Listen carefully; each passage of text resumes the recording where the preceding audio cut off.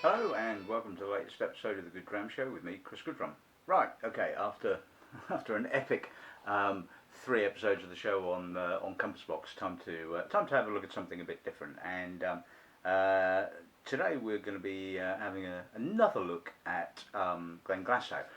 The reason we're having another look at Glenglassaugh is because of the new release, the new peated malt that they've released called Torfa. Which I have here, or a sample of, which the distillery has kindly sent me. So I thought it'd be nice to have another look at the range, and certainly, as you know, Glenglassaugh has had a bit of a checkered history. It was reopened by a Dutch consortium, as I probably said in the last episode of the show, and then subsequently bought by the Ben Ryack distillery in, I think it was late 2013, I think, yeah, I've always been a big fan of Glenglassaugh. Love what they've done. Love the story. Some of their older malts have been a bit hit and miss, it has to be said, but by and large, I think it's an interesting range, and as we get nearer to episode 100 of the show, I think this is going to be episode 98, I think. I still haven't quite figured out what I'm going to do for the 100. I mean, I can't believe that that we're almost at the 100th episode, but hopefully it will be something really, really interesting. Certainly I know what I'm going to be doing for episode 99. I've already got that one lined up, but you'll obviously have to wait for that particular episode. Anyway, that's that. I digress. So we're back to what we're going to be doing this afternoon, and that's having a look at Glenglassaugh. So let's introduce this afternoon's lineup.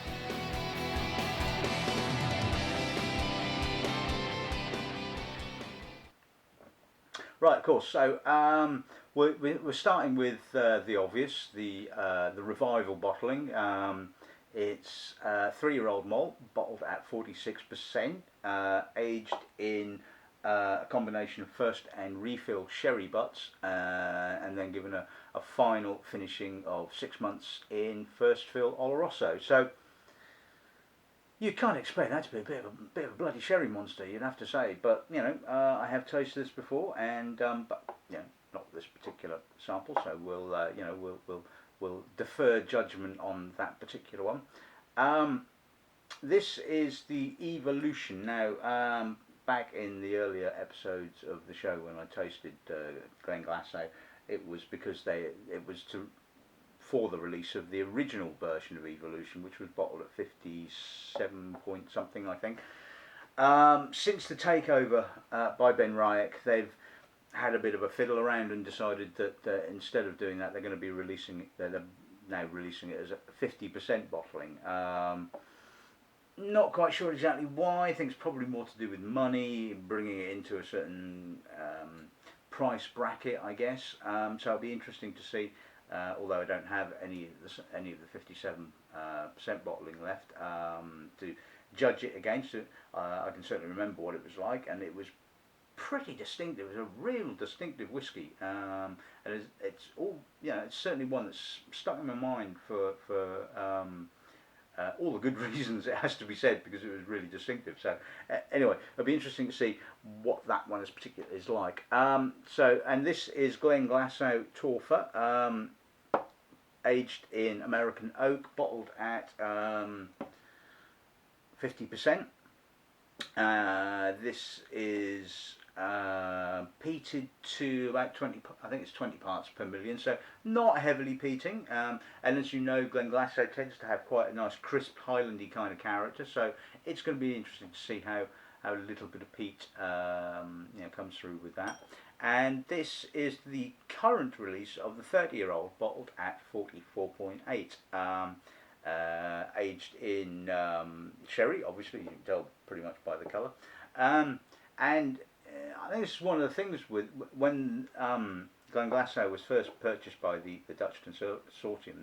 They purchased a lot of old stock, and some of it is pretty impressive, it has to be said. And they do a nice job of packaging. I like the bottlings. Like I said, some of the older some of that older malt has been a little bit hit and miss, but you know, by and large, really, really interesting. So you know, that will be a really nice one to finish off. So there you have it. It's Glenglassaugh, and shall we kick off with the revival then?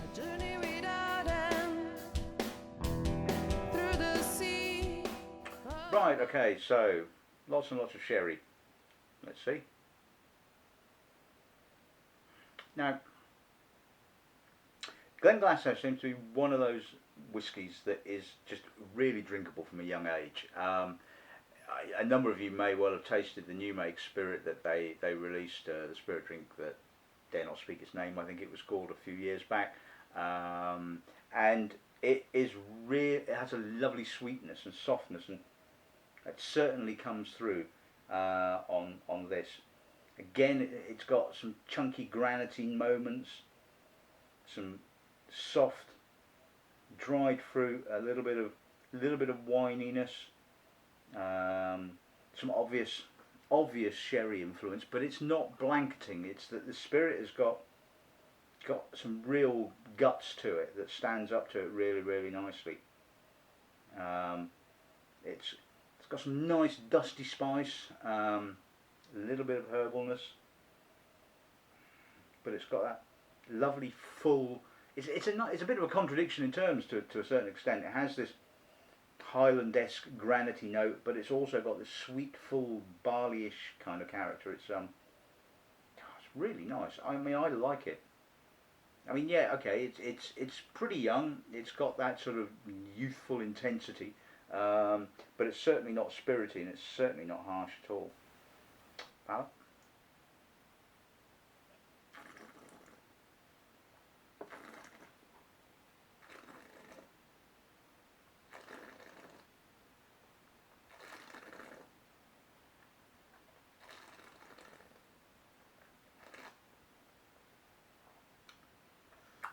Big mouthful of whiskey that is.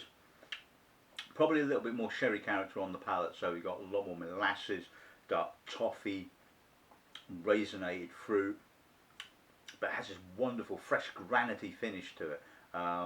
Little bit of barley sweetness, lovely cleansing crisp finish. Yeah, okay, you can argue that the palate is probably showing more of the sherry and less of the spirit, but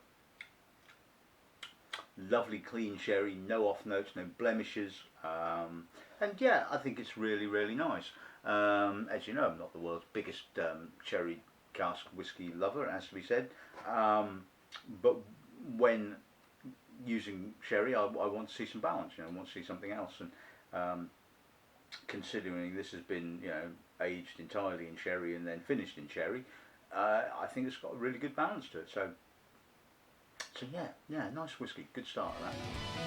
Maybe someone will understand this. Right, okay, so on to the Evolution, aged entirely in ex-George Dickel Tennessee whiskey casks. So let's see what the nose gives us. That's a lovely. Now that is a lovely nose. It's got more oak than I remember. It's certainly maybe sort of dropping the ABV to 50%. It's bringing out more of that creamy, slightly toffeed oak, but it's still got that kind of tight green fruit character. Really interesting. Slightly herbal. Little bit of sort of banana-y, estery kind of notes. More sweet toffee, granite, less rounded and fleshy than I remember it. Like I say, it's a little bit harder, you know, Highlandy kind of style. More oak, but it's all really, really well balanced. Again, the spirit's not particularly old. I don't know the exact age of it, but again, I would be surprised if it's much older than about sort of 5 years old. And that's kind of the thing with Glenglassaugh. it works really well young because it has this vibrancy. It doesn't have a, it's not particularly oily, doesn't tend to have this off the still kind of character. The new make is soft and sweet and drinkable. And I mean, when you're not necessarily a new distillery, I mean Glenglassaugh is obviously not a new distillery, but when it was relaunched and started redistilling, I think that was obviously a bonus for the then owners that they had such a sweet drinkable spirit at an early age. Yeah, that's a lovely nose. I really like this bottling. Pal?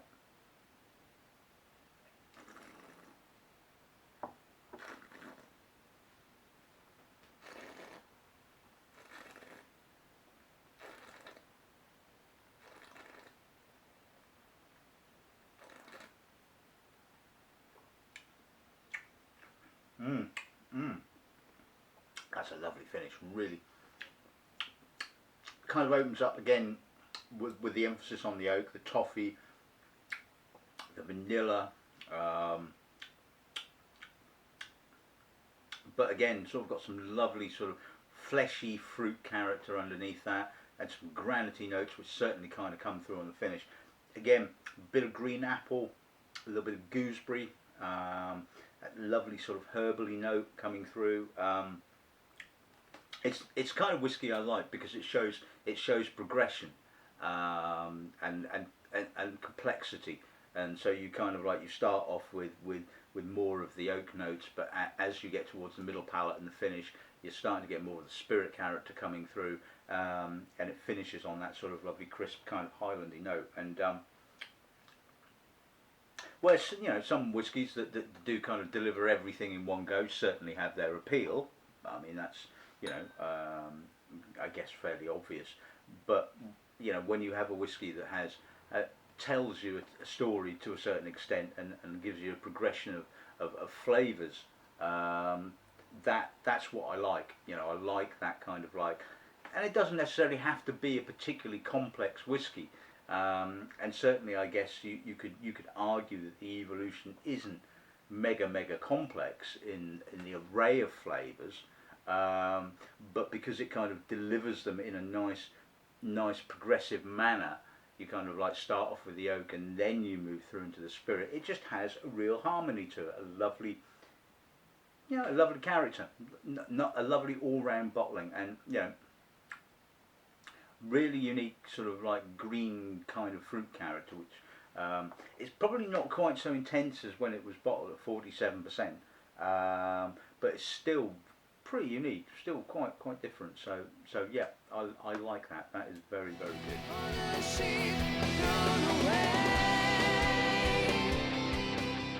Right, okay, so let's have a look at the Torfa. Like I said, peated to 20 parts per million.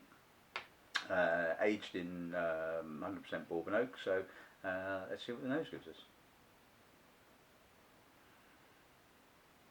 Now this has a bit more of a youthful kind of character, a little bit more oily, it has to be said. It's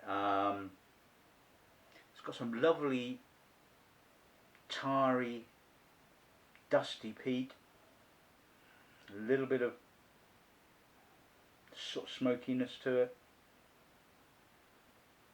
To be honest with you, I don't think you really wanted to peat this any higher, to be honest with you, because I think if you went above maybe 20%, or 20 parts per million I should say, it's then going to get sort of a little bit dominating. And yeah, okay, so the focus is on the peat, but there's a lovely sort of sweet spirit character behind it, balancing it. You know, it's got some, you know, really nice character to it.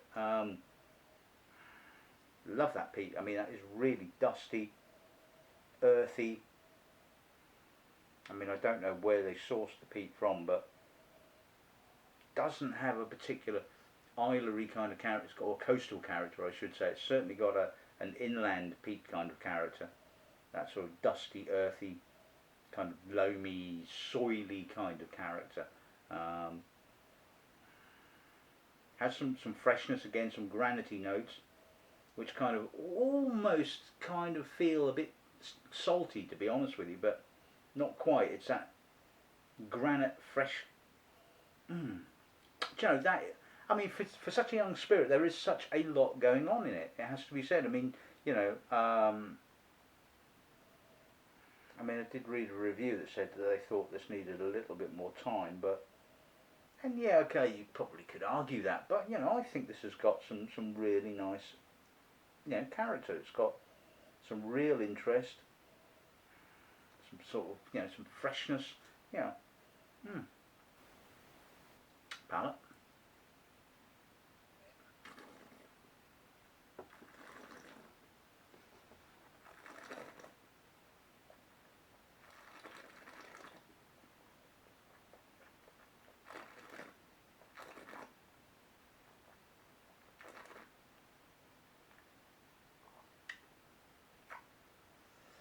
Ooh, well, the peat kind of comes through on a finish on that one. Real sort of oily, dusty, creosote um, kind of finish. Again, a little bit of green fruit on the aftertaste, a little bit of apple, gooseberry. Um, it kind of is a bit shy to start off with. It's yeah, it's got some sort of vanilla-y oak notes and a little bit of barley, but it kind of really kind of hammers through on the finish when the peat kind of comes in. Um, so again, yeah, I mean a nice progression. Maybe not quite so as complex as the evolution, but it certainly delivers. It's got a youthfulness. It's got some intensity, you know.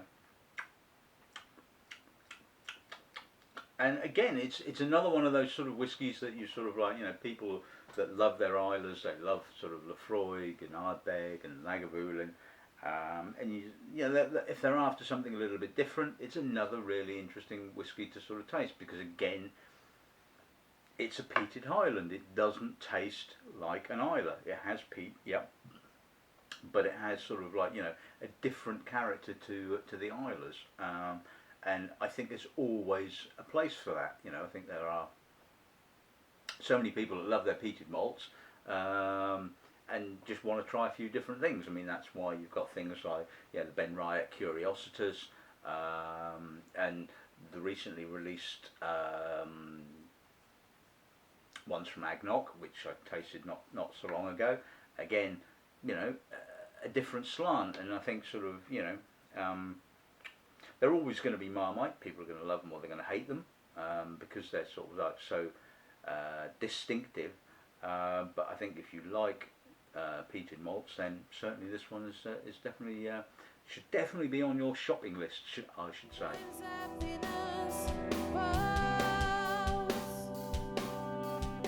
Right, okay, and so let's take a huge jump in age from probably about 3 to 30. You know, it's you know, look at the colour of that. I mean, yeah, that's definitely been aged in sherry. So let's see what the nose gives us. Oh, not a blemish in sight. Really mature. It's got some lovely, juicy orange marmalade, raisins, a little bit of prune. I mean, yeah, it's all cherry. But my God, when it gets to sort of 30 years old, I mean, you get the complexity from the wood. All right, there's not a lot of spirit character. There's a little bit of white flowers, a little bit of violet, toffee, some dusty, cinnamony kind of spices. But yeah, I mean, I don't. You know, I'm not the biggest fan of sherry cask whiskies. Certainly not when they're very, very young. But when they're old, when they're sort of like this kind of age, they are absolutely stunning. And yeah, you can forgive the fact that there's not a great deal of distillery character. Bit of coal dust, bit of again marmalady, spicy. They're just sort of like, you know, I guess probably the wrong time of year to taste it. They're just so Christmassy. They're so wintry. They're just warming and rounded, and nutty and dark and just absolutely stunning. Absolutely stunning. This is just a classic, 30-year-old sherry matured whiskey. At the end of the day. But,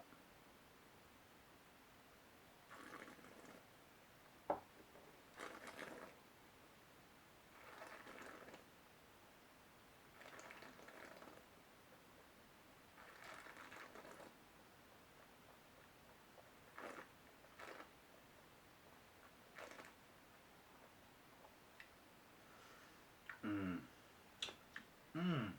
mm, unctuous. Again, lots of dried cherry fruits, prunes, sultanas, raisins, a little bit of herbal notes, a little bit of nuttiness. Lovely crisp finish though. It's got a granity note on the edge, on the end. It's rich, it's unctuous. There's molasses, treacle. Mmm. Mmm. But again, it finishes, doesn't finish sweet at all. It really finishes dry, and that sort of granity note just kicks in and just freshens up the finish. And yeah, okay, like I said, not a huge amount of distillery character.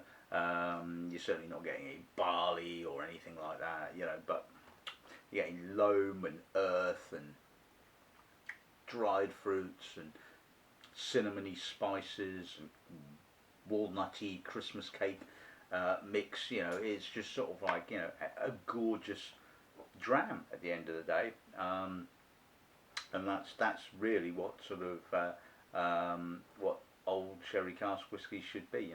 Absolutely clean as a whistle, and really all about the complexity of oxidation and cask. I mean, if you do get a bit of sort of spirit character, which at 30 years of age is pretty unlikely with any distillery, it has to be said. But that's just absolutely sublime. Very, very nice. Maybe someone will understand. Right, okay, so let's sum this little tasting up. Glenglassaugh, yeah, it's just a nice distillery. The whiskey they're producing is, really very, very classy. The revival for such a young spirit. I mean, like I said when we were tasting it, Glenglassaugh new make is very, very soft, very sweet, very drinkable, and certainly the revival is definitely that. Palate possibly a little bit heavy on the sherry, but then it's been aged in a combination of several sherry casks, so to kind of give it a roundness and impart some sort of some more sherry character. But by and large, I really like that. I rate that. I think that is very, very good, and it's certainly a whiskey that I try and get people to try, because it's something a little bit different. The evolution, again, a really nice bottling. It's got what I want in a whiskey. It has the progression. You start off with the oak character and you finish on the spirit character. Pretty much ticks all the boxes, as they say. So again, a really, really nice bottling. Possibly, I would say that the older bottling, the 47%, maybe had more intensity, but then had more alcohol. But certainly the 50% bottling is not too shabby at all, as they say. Torfa, yeah, okay, it's young, it's exuberant, it's got some nice peak to it, again, sort of fairly rounded. Again, another interesting, excuse me, it's coming back on me. Another interesting whiskey, another interesting, unobvious peated whiskey. So again, like I was saying, really worth kind of checking out. And finally, the 30-year-old. I mean, well, magnificent old Highland sherry cask aged malt. At the end of the day, there's a lot of sherry character and not a lot of distillery character, obviously, like I was saying, but absolute delicious. They have their time and their place, these kind of whiskies. So yeah, there you have it. Yet another episode of the show on Glenglassaugh. Hopefully you know, you will sort of, if you like your peated malts, go and pick up a bottle of the Torfa, because it's certainly worth investigating, as is the rest of the range. So yeah, there you go. That's episode 98 of the show, well and truly wrapped up. Just a couple more to go till we get to the big 100. So until then, it's good afternoon and good cramming.